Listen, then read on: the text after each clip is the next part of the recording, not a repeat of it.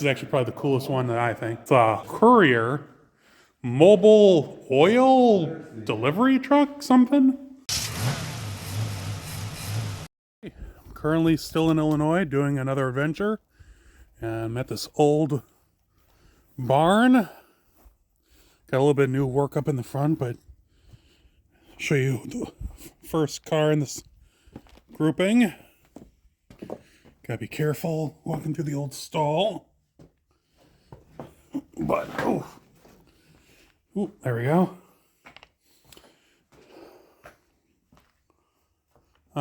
Ford. I have no idea what the lower one is. It looks like a 37, I think, Ford front end. But there is, you can see how long it's been here from the barn swallows. But this hasn't moved in a long time. Cool old international pickup truck. It was owned by, unfortunately, the current owner passed away recently, and this got sold. But that truck was owned by his father, and I don't know why they never did anything with it. But even with being covered in poop, it's actually not in that bad a shape. So that's pretty cool. See if I can. Oh, they're trying to catch coons in here. Oh, here, you want some engines? Some rims. Guy's a Ford guy. Ooh, there's an old sled. And then you can see this is the old part of the barn. Ooh, there's a Hemi. All right, here's the other side of the International. Old farm tires. It's really not that bad. Not that bad. And there's the back side of the Hemi. And then, you know, me being a Mopar guy, I completely missed that the engine over there in the middle was a 440. Go show it real quick. Try not to get covered in bird poop. Yeah, that's a 440, like I have a truck or RV. T440. So. Yeah. Very cool. Look, I mean, you can see this is an old barn, by the way. The timbers are rough cut. Yeah. All right, out back behind the barn is this 1940 Ford 1-ton truck.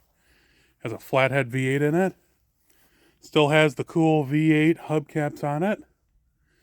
And came out of Minnesota. That's what. It's not in Minnesota now, but has the old style phone number. Yeah. It's like 30 degrees out now where we're doing this. Let me walk around the other side real quick. This trailer's here. And then cool tires and rims. That's sad and cool. But yeah, nice project for someone. I'm sure someone will turn into a cool hot rod with all that neat patina. All right, we went into the gentleman's main shed or main workshop area, and the gentlemen here say that's like a 25 or 26. You said 6 or 7. 6 or 7 Ford Roadster, and then here's another Ford chassis. Not sure. 36. It was a 36 chassis, okay.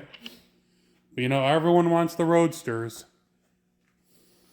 That thing is it's actually really solid. It came, this is what I believe, I'm telling you the truth. He bought a bunch of tea stuff down in Texas, didn't he? Mm-hmm. Okay. And I think these teas came from that same horde. Gotcha. And he had these and a bunch of tea parts and sold all the tea parts that I know. They're all NOS tea parts. NOS Oh, stuff. really? Wow. And then, but kept the cars. Okay. Yeah, wood rim still. Yeah. Yeah, it's a really, really solid one. And this one's super complete over here. Yeah. That's got And, Texas plates. I mean, he was buying stuff. Texas plates on it. He was buying stuff. Yeah, there was Texas plates in the other barn too. Okay. And there's a flathead. Well, There's another flathead. his son in Texas. Yeah, his son lives in Texas. Oh, okay. He has actually raced at Bonneville, so he has a whole bunch of speed parts. Like, that transmission is brand new. And unfortunately, he never got to use it. Bonneville car, you see all the salt. Yeah. That came out of his Bonneville car. All right, into the next building. And this is the one that's just outside. It's early. They were thinking 23. 23, 5, 20 4, 5, 6, Yeah. somewhere in there. We don't know. B20. Yeah. But it's a complete car. I mean, it has everything. Interior's there. I mean, it's not in perfect shape. This is probably one of the ones that came out of Texas. But still really cool. Oh, you know what? I did my research. It's late. This is late because they put the bar on for the T in 26 or 7. Okay. Last year of the T. Oh, A in 28. So, yeah, I mean, it's complete. yes, it is. It's got like a Fairlane dash sitting on it. Yeah. Oh yeah, Fairlane. He's in it. Yes, yes, it does. True survivor. I mean, even looks original paint and everything. All right, I'm here with the gentleman, and they're showing me this cool 1960 Ford pickup truck that the one guy might buy and turn into a cool project if we can convince him. It's a 223 straight 6. Ah, but 3-speed. It was open. he has a 280. He knows of oh geez. Latches are a little bit stiff. He knows of a 289. Ooh, yeah, needs a little A little work. crusty. Little. That's why I had the other hood because it's all rusted. Oh, yeah, you got new hoods. Yeah. There's another door in there. The inside is interesting because it's been Oh yeah, tucked completed. reupholstered, but like it was somebody's project at some point. Oh yeah, it's been really But it's nicely super done. solid. No rust on the darn thing, but it's Just the mice. Needs everything and a lot of mice turds. Yeah, A lot of mouse. a lot of mouse turds. Yeah, she's rusted out back here. But it's not terrible. No, it's I've seen a lot worse. Well, we've seen a lot worse. tons worse. And then we move over here, and this is cool. It's a 57 Ford wagon. And this one's complete other than a few odds and ends. We were thinking this is like a country, it's country sedan, that's what. Probably a 312Y block, V8. If you can tell, it's been here for a while.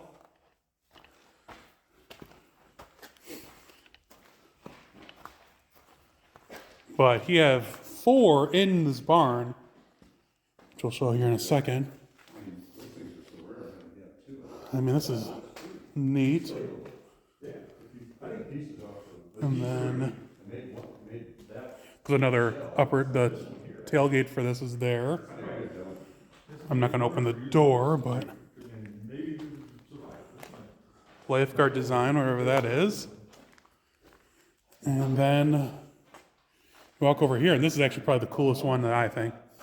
It's a Courier Mobil Oil delivery truck, something? Not quite sure.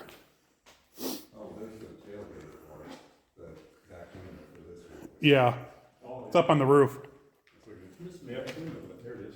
And then this one's rusty though.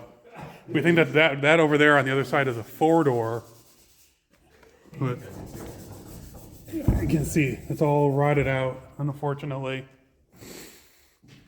But look at that patina. Look at that signage. What's it doing? Top shut, an old tractor. That's a Winds. Heck. Oh, Winds. I can't say that on stream, otherwise I'll get in trouble. With that word. Lifeguard design. Yep. Oh, on the door. Another mobile sign on on the tailgate. They're trying to sell safety in 57. I was doing that. Ford research. You can see the mobile sign on the other side. But this thing is just so cool. And then here is another Courier, but not like a Mobil Oil one. It's just probably a parts car for the red one. Or at least we would hope. That's a pretty good looking. I mean, if it was. That is really neat. Oh, yeah. So And then this is, we don't know what this is.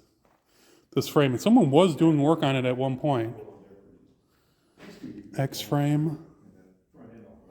Whoop. And we can't even get to the 4-door. Heck, we can't move any of these right now. Half of them are missing rims. Or just sitting on the ground. So, I mean, it's cool. It's worth saving. But that is just absolutely crazy. And then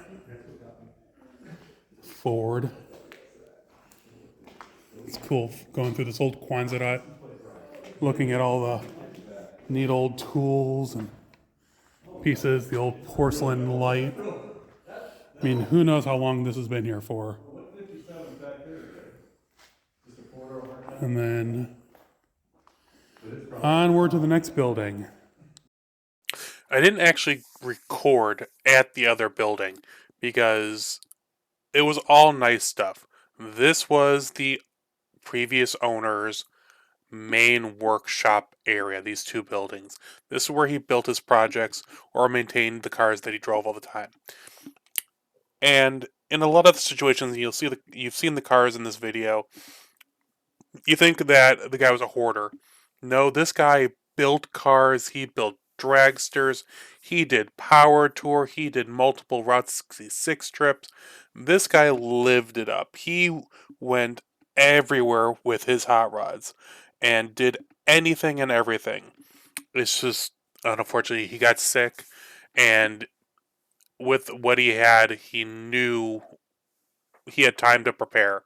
And that's why his friends allowed me the opportunity to come see his collection before it all starts getting parted out. Even I was there. It was supposed to be a week before, but a snowstorm came through, and I wasn't able to get there because the minivan doesn't have great tires or heat. So we pushed it back. Instead of before New Year's, it was just after New Year's. And a few of the cars had already left. You can see in a few of the pictures that there's like spots where they were sitting. But a lot of these cars are still there. For the last few days, Jay and his friends, they've been going through, cleaning up, airing up tires, getting stuff ready, because these cars are for sale. As of January, or now it's February 2024, they are available. The information on who to contact is in the description below. So these won't be sitting anymore, fortunately enough. And I'm happy to have been a small part and to have documented it like I did. Hey everyone, I hope you enjoyed the video from, well, I guess it's my friend's Quonset Hut. And it's unfortunate that I got the opportunity to see the cars after the owner passed away. But at least they're going to a good home. They are for sale. They are outside of Farmer City, Illinois. And I'm going to put the owners or the guy who's selling them, his information in the description below. I'll put his email address. You can contact him and see if you'd like to buy one of them. But I thought you guys would appreciate that. This was one of the ones I did, I think, on January 1st or 2nd of this year, because the time frame for me seeing them was so short. And it was snowing, and I drove the minivan, which almost drove me crazy because it was cold and squeaky, and the heat doesn't work the greatest. But I'll be back on the road here shortly. I was actually today supposed to be in Detroit, but my niece's bat mitzvah was yesterday, which is great. You know, congratulations, Ashley. But things just didn't work out the timeline ways, so I didn't go to Detroit for the WPC swap. But I will be at the Chicagoland Mopar Connection swap next weekend at The Garage at Bentonhauser Dodge. It's actually called The Garage, and I'll be there. And then I think the month or 2-3 weeks after that, I'll be at Mopars at Indy for that swap meet, and hopefully I'll find the parts I need for the green car, because I've actually, you can see, cleaned it up a bit. All I got is the grill and the taillight surrounds there, and the bumpers are down there. So I gotta start putting the car together. And this was actually the first, like, the sun was out earlier, and I got some stuff cleaned up. I just don't want to show you. It's still a disaster because I was getting stuff ready to take back to McCacken, the show I help with in November. Their offices are in Detroit.